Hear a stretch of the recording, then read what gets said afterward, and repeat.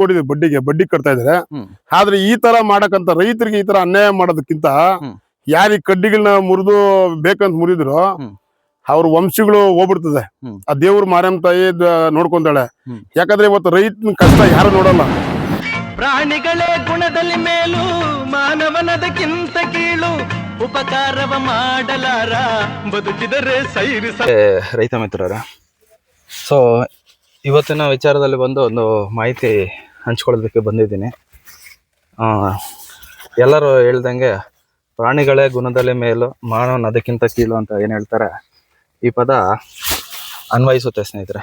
ಯಾಕೆ ವಿಚಾರ ಹೇಳ್ತಾ ಇದ್ದೀನಿ ಅಂತ ಹೇಳಿದ್ರೆ, ಇಲ್ಲಿ ನೋಡ್ತಿರ್ಬೋದು ಸರಿ ಸುಮಾರು ಒಂದು 5 ಅಡಿ 6 ಅಡಿ ಅಷ್ಟು ಬೆಳೆದಿರುವಂಥ ಟೊಮೊಟೊ ಬೆಳೆ ಈಗ ರೈತರಿಗೆ ಕಟಾವುಗಳು ಸ್ಟಾರ್ಟ್ ಆಗಿ ಒಂದು ಸ್ವಲ್ಪ ಕೆಲವೊಂದು ದಿನಗಳಾಗಿರ್ತದೆ. ಇಲ್ಲಿ ನೋಡಿ ಸುಮಾರು ನನ್ನ ಹೈಟ್ ಇದೆ, 6 ಅಡಿ ಅಷ್ಟಿದೆ ಸ್ನೇಹಿತರೆ. ಇಲ್ಲಿ ನೋಡಿ ನನ್ನ ಕೈ ಈ ಥರ ಅನಿಸ್ಬೇಕು, ಆ ಥರ ಇದೆ. ಈ ಥರ ಒಂದು ಬೆಳೆನ ಮಾಡಿ నేను ಕಟಾವು ಸ್ಟಾರ್ಟ್ ಮಾಡಿ ಒಂದು ಕೆಲವೊಂದು ದಿನಗಳಾಗಿರ್ತದೆ.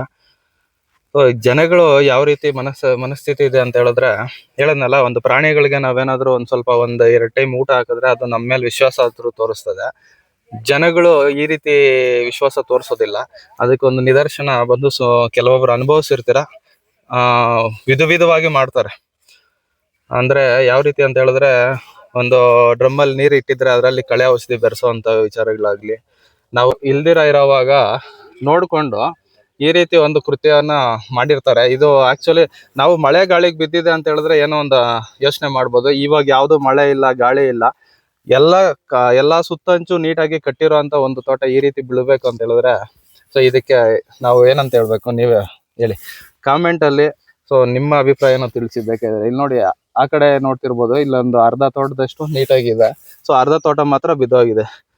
ಇಲ್ಲಿ ಕಟ್ ಮಾಡಿರೋದು ನೀವು ವೈರ್ಗಳನ್ನ ಗಮನಿಸೋದಾದ್ರೆ, ಇಲ್ಲಿ ನೋಡಿ ಯಾವುದೇ ವೈರ್ ಆದ್ರೂ ಆಗ್ಲಿ, ಅದು ತೂಕಕ್ಕೆ ಎಳ್ಕೊಂಡಾಗ ಏನಾದ್ರು ನಿಮ್ಗೆ ಈ ರೀತಿ ಕಟ್ ಆಗುತ್ತಾ ನೋಡಿ. ಒಬ್ರು ಯಾವ್ದೋ ಕುಡುಗೋಲು ಏನೋ ಎತ್ಕೊಂಡು ಕಟ್ ಮಾಡಿದಾರೆ, ಇನ್ನೊಬ್ರು ಯಾರೋ ಕಟಿಂಗ್ ಪ್ಲೇಯರ್ ಅಲ್ಲಿ ನೀಟಾಗಿ ಕಟ್ ಮಾಡ್ಕೊಳ್ತಾ ಹೋಗಿರ್ತಾರೆ. ಇಲ್ಲಿ ನೋಡ್ತಿರ್ಬೋದು, ಇದು ಬಂದು ಒಂದು ಕಟಿಂಗ್ ಪ್ಲೇಯರ್ ಅಲ್ಲಿ ಕಟ್ ಮಾಡಿರೋ ಅಂತ ಒಂದು ಉದಾಹರಣೆ. ಆದ್ರೆ ಇಲ್ಲಿ ನೋಡಿ, ಇದು ಬಂದು ಒಂದು ಕುಡುಗೋಲಲ್ಲಿ ಅಥವಾ ಯಾವುದೋ ಒಂದು ಚಾಕುದಲ್ಲಿ ಎಳೆದಿರೋ ಅಂಥದ್ದು ಇಲ್ಲಿ ಕಾಣಿಸ್ತಾ ಇದೆ ನೋಡಿ. ಈ ರೀತಿ ಒಂದು ಮನಸ್ಥಿತಿ ಇರೋಂಥವ್ರು ಜನಗಳ ಮಧ್ಯೆ ರೈತರು ಕಷ್ಟಪಟ್ಟು ಬೆಳೆದಿರೋನ ಈ ರೀತಿ ಬಲೆ ಕೊಟ್ಬಿಟ್ರೆ ಅವರು ಯಾವ ರೀತಿ ಉದ್ಧಾರ ಆಗೋಕ್ಕೆ ಸಾಧ್ಯ? ಸೊ ಸ್ನೇಹಿತರೆ, ಇಲ್ಲಿ ನೋಡಿ, ಏನೋ ಗಿಡದಲ್ಲಿ ಏನೋ ಕಾಯಿ ಇಲ್ಲ ಇದಿಲ್ಲ ಅಂತ ಹೇಳಿದ್ರೆ ಅದೊಂಥರ ಬರೀ ಗಿಡ ಬಿದ್ದೋಗ್ಬಿಟ್ಟಿದೆ ಅಂತ ಹೇಳಿದ್ರೆ ಒಪ್ಕೊಳ್ಳೋಣ. ಇಲ್ಲಿ ನೋಡ್ತಿರ್ಬೋದು ಯಾವ ರೀತಿ ಹಿಡ್ದಿದೆ ಕಾಯಿ ಎಲ್ಲ ಅಂತ ಹೇಳ್ಬಿಟ್ಟು.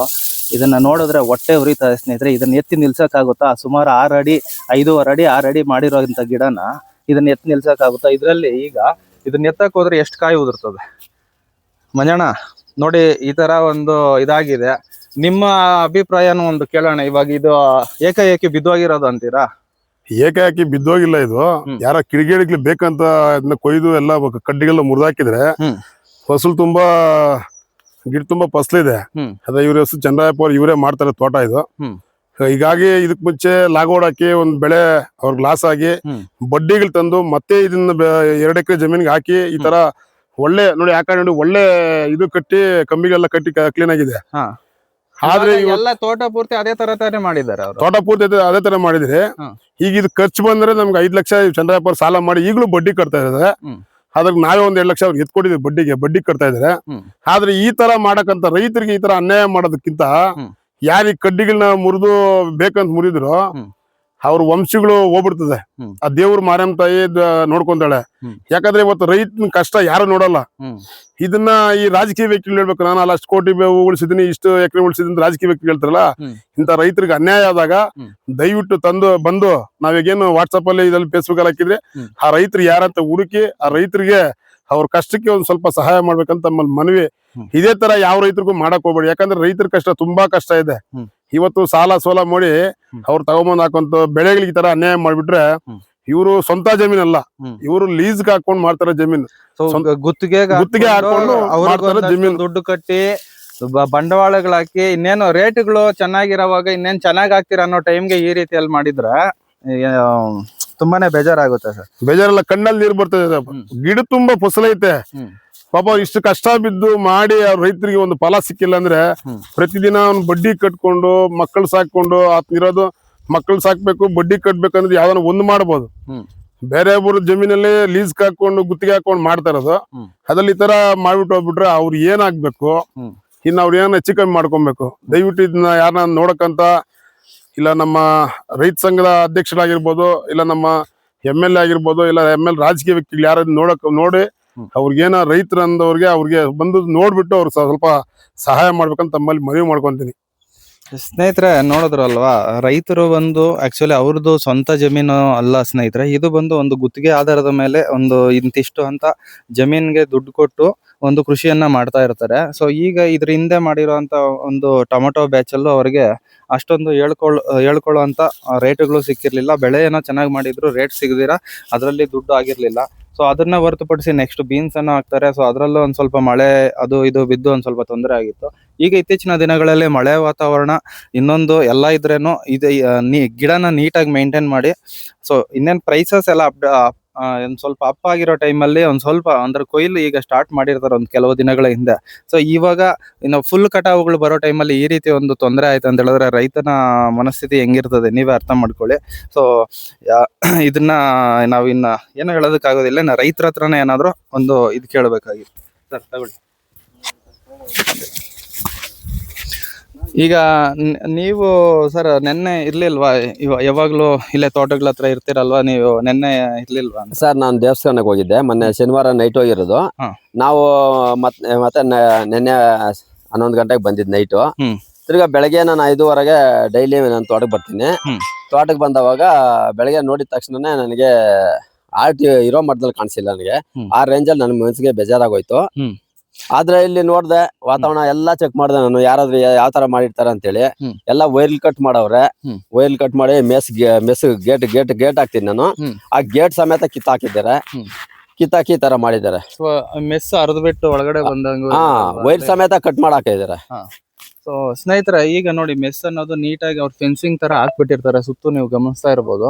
ಸೊ ಆ ಮೆಸ್ ಅನ್ನ ಸಹ ಅರೆದು ಮತ್ತೆ ಆ ಗೇಟ್ ಅನ್ನ ಓಪನ್ ಮಾಡಿ ಏನು ಬಂದು ಈ ರೀತಿ ಮಾಡಿದ್ದಾರೆ ಅಂತ ಹೇಳ್ಬಿಟ್ಟು ರೈತರು ಇದ್ ಮಾಡ್ತಿದ್ದಾರೆ. ಸರ್ ನಿಮಗೆ ಏನಾದ್ರು ಇಲ್ಲಿ ನಾನು ಯಾಕಂತ ಹೇಳಿದ್ರೆ ಸುತ್ತಮುತ್ತ ಬಂದು ಎಲ್ಲ ಅಗೆತನ ಇರ್ಬೇಕು, ಅಗೆ ತರ ಏನಾದ್ರು ಕಿತ್ತಾಟಗಳು ಆ ತರ ಏನೋ ತೊಂದ್ರೆ? ಸರ್ ಏನು ತೊಂದ್ರೆ ಸರ್, ಯಾರಾದ್ರೂ ನಾವ್ ಆ ತರ ಇಲ್ಲ. ಇದು ಯಾರ ಮನ್ಸಲ್ಲಿ ಯಾವ ತರ ಮಾಡಿರ್ತಾರಂತ ನಾನು ಯಾರ ಮೇಲೆ ಹೇಳಕ್ ಆಗಲ್ಲ ಸರ್ ನಾವು. ಸೊ ನಾವು ಗೊತ್ತಿಲ್ದಿರ ಇನ್ನೊಬ್ರ ಮೇಲೆ ಖಂಡಿತವಾಗಿ ಇಂಥವ್ರು ಅಂತ ಗೂಬೆ ಕುಳ್ಸಕ್ಕೂ ಆಗಲ್ಲ. ಸೊ ಮಾಡಿರೋ ಅಂತ ಏನಿರ್ತಾರೆ ಅವರು ದೇವ್ರು ಅವ್ರಿಗೆ ಅದ್ರ ತಕ್ಕದಾದ ಒಂದು ಇದನ್ನ ಕೊಡ್ಬೇಕಷ್ಟೇ. ಅದನ್ನ ಹೊರತುಪಡಿಸಿ ನಾವು ಗೊತ್ತಿಲ್ದಿರ ನಾವ್ ಯಾರನ್ನೂ ದೂಷಣೆ ಮಾಡಕ್ಕೂ ಆಗಲ್ಲ. ಅಂತ ಪರಿಸ್ಥಿತಿಯಲ್ಲಿ ನಾವು ಇದೀರಿ ಅನ್ಕೊಳ್ಳಿ ಈಗ. ಸೊ ಸರ್ ಈಗ ಒಂದು ಈ ಬೆಳೆನ ಆದಷ್ಟು ಏನಾದ್ರು ಆದ್ರೆ ಒಂದ್ ಸ್ವಲ್ಪ ಎತ್ತಿ ನಿಲ್ಸೋ ಪ್ರಯತ್ನ ಅನ್ನೋದನ್ನ ಮಾಡಿ ಪ್ರಯತ್ನ ಮಾಡ್ತೀವಿ ಸರ್ ನಾವು. ಏನೋ ಇರೋ ಬರೋ ಕಾಯಿ ಆದ್ರೂ ಒಂದ್ ಸ್ವಲ್ಪ ಕೊಯ್ಕೊಂಡ್ಲಿ ಇವಾಗಿರೋ ಅಂತ ರೇಟ್ಗಳಲ್ಲಿ. ಈಗ ಇದನ್ನ ಇದೇ ರೀತಿ ಬಿಟ್ಬಿಟ್ರೆ 2 ದಿನ ಬಿಟ್ರೆ ಹೋಗಿ ಗಿಡ ಎಲ್ಲ ರೋಗ ಹತ್ತಿ ಹೋಗ್ಬಿಡ್ತದೆ. ಸೊ ನನ್ ಕಡೆಯಿಂದ ಒಂದ್ ಸಜೆಷನ್, ಏನಾದ್ರು ಆಗೋ ತರ ಇದ್ರೆ ಒಂದ್ ಚೂರು ಆದಷ್ಟು ನಿಲ್ಸಿ ಅಂತ ಹೇಳೋದಕ್ಕೆ ಇಷ್ಟಪಡ್ತೀನಿ. ಖಂಡಿತ ಸರ್. ಸ್ನೇಹಿತರೆ ನೋಡಿದ್ರಲ್ವಾ, ಈಗ ರೈತರು ಬಂದು ರೈತರ ಅಭಿಪ್ರಾಯನೂ ತಿಳ್ಕೊಂಡ್ರೆ ಅವರು ಪಾಪ ಉದ್ದೇಶಪೂರ್ವಕವಾಗಿ ಇಂಥವ್ರು ಅಂತವ್ರು ಅಂತ ಅವರು ಹೇಳ್ತಿಲ್ಲ. ಸೊ ಇದ್ರಲ್ಲೇ ಗೊತ್ತಾಗುತ್ತಲ್ಲ. ಸೊ ಯಾರು ಇಲ್ಲೇನು ಯಾರನ್ನು ಎಗನೆಸ್ಟ್ ಆಗಿ ಇಟ್ಕೊಂಡಿರೋದಿಲ್ಲ. ಕೆಲವೊಂದು ಜನ ಇರ್ತಾರೆ, ತಾವು ಬೆಳಿಲಿಕ್ಕೆ ಆಗಿಲ್ಲ ಅಂತ ಹೇಳಿದ್ರೆ ಇನ್ನೊಬ್ಬನ ಬೆಳೆಯೋರ್ನ ಕಾಲು ಎಳೆಯೋದು ಕಾಲ ಇದು ಗೊತ್ತೇ ಇದೆ ಅಲ್ವಾ.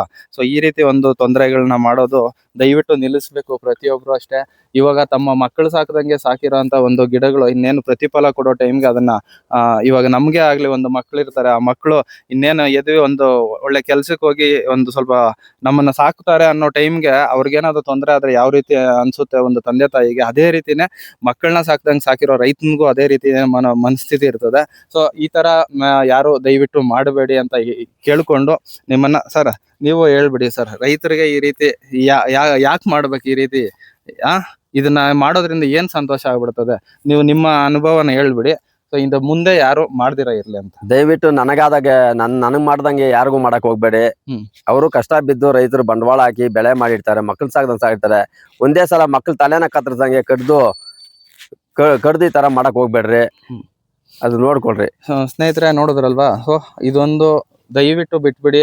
ಏನಾದ್ರು ನಿಮಗೆ ಆತರ ಏನಾದ್ರು ತೊಂದರೆಗಳಿತ್ತು ಅಂತ ಹೇಳಿದ್ರೆ ಎದುರುಗಡೆ ನಿಂತ್ಕೊಂಡು ಮಾತಾಡಿ, ಎದುರುಗಡೆ ನಿಂತ್ಕೊಂಡು ಯುದ್ಧ ಮಾಡೋದ್ರ ತರ ಮಾಡ್ಬೇಡಿ. ಬೇಕಾಗಿದ್ರೆ ಈ ರೀತಿ ಬೆನ್ನಿಗೆ ಚೂರಿ ಹಾಕುವಂತ ಕೆಲ್ಸಗಳನ್ನ ಯಾರು ಮಾಡ್ಬೇಡಿ ಅಂತ ಹೇಳ್ತಾ, ಈ ವಿಡಿಯೋದಲ್ಲಿ ಏನಾದ್ರು ಯಾರಿಗಾದ್ರು ಮನಸ್ಸು ಏನಾದ್ರು ಇದಾಗಿತ್ತು ಅಂತ ಹೇಳಿದ್ರೆ ಕ್ಷಮೆ ಇರ್ಲಿ. ರೈತರ ಕಷ್ಟನ ಇವತ್ತು ಒಂದು ವಿಡಿಯೋ ಮುಖಾಂತರ ನಿಮಗೆ ತೋರಿಸಿದ್ದೀನಿ. ಸೊ ಈ ರೀತಿ ಎಲ್ಲೂ ಆಗ್ಬಾರ್ದು, ಆಗದಿರೋ ತರ ನೋಡ್ಕೊಳ್ಳಿ. ಧನ್ಯವಾದಗಳು.